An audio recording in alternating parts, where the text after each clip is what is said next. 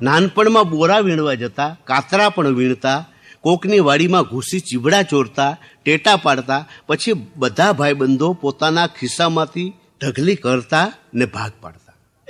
એક સરખી ઢગલી કરે ને એના ભાગ પાડે. આ ભાગ ટીકુનો, આ ભાગ દીપુનો, આ ભાગ ભનિયાનો, ને ભગવાનની ઢગલી ત્યાં જ મૂકી અને રમવા દોડી જતા. એ ઢગલી પડી રહે તો ભગવાન રાતે આવે છાનામાના. ભગવાન રાતે આવે છાનામાના ને પોતાનો ભાગ ખાઈ જાય એમ અમે કહેતા. ભગવાન રાતે આવે છાનામાના ને પોતાનો ભાગ ખાઈ જાય એમ અમે કહેતા. પછી મોટા થયા, બે હાથે ઘણું ભેગું કર્યું, ભાગ પાડ્યા, ઘરના, ઘર વકરીના, ગાય ભેંસ બકરીના, અને ભગવાનનો ભાગ જુદો કાઢ્યો. રબીશ, ભગવાનનો ભાગ. અરે ભગવાન તે વળી કઈ ચીજ છે?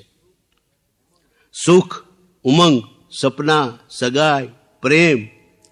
હાથમાં ઘણું આવ્યું અને ગયું.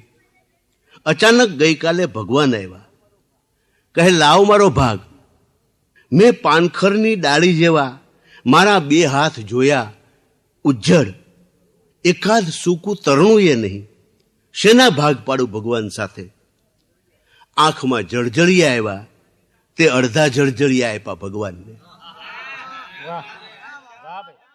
વાહ કઈ ભગવાન મને અડ્યા. ખભે હાથ મૂક્યો, મારી ઉજ્જડતાને પંપાળી, મારા ખાલી પાને ભરી દીધો અજાણ્યા મંત્રથી. તેણે પૂછ્યું, કેટલા વર્ષનો થયો તું? 50નો. હું બોલ્યો. અચ્છા, ભગવાન બોલ્યા, 100માંથી અડધા તો તે ખર્ચી નાખ્યા, હવે લાવ મારો ભાગ. અને મેં બાકીના 50 વર્ષ ટપ દઈને મૂકી દીધા ભગવાનના હાથમાં. હવે ભગવાન છાના માના રાતે એનો ભાગ ખાય. હું હવે તો ભગવાનનો ભાગ બનીને પડ્યો છું.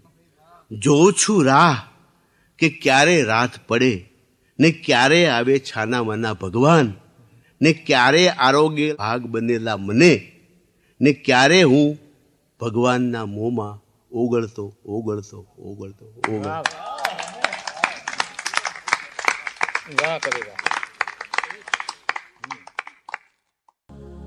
સામું કર્યું તે સ્મિત, તો મેં આ ગઝલ લખી. વચ્ચેથી તોડી ભીત, તો મેં આ ગઝલ લખી. અરે રંગોથી મારું આંગણું રળિયામણું કર્યું. રંગોથી મારું આંગણું રળિયામણું કર્યું. શણગારી તે પછી તો મેં આ ગઝલ લખી.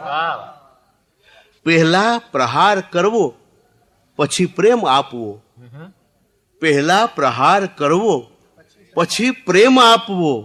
સમજાય તારી રીત, તો મેં આ ગઝલ લખી. ચોપાટની રમત હો કે હો પ્રેમની રમત.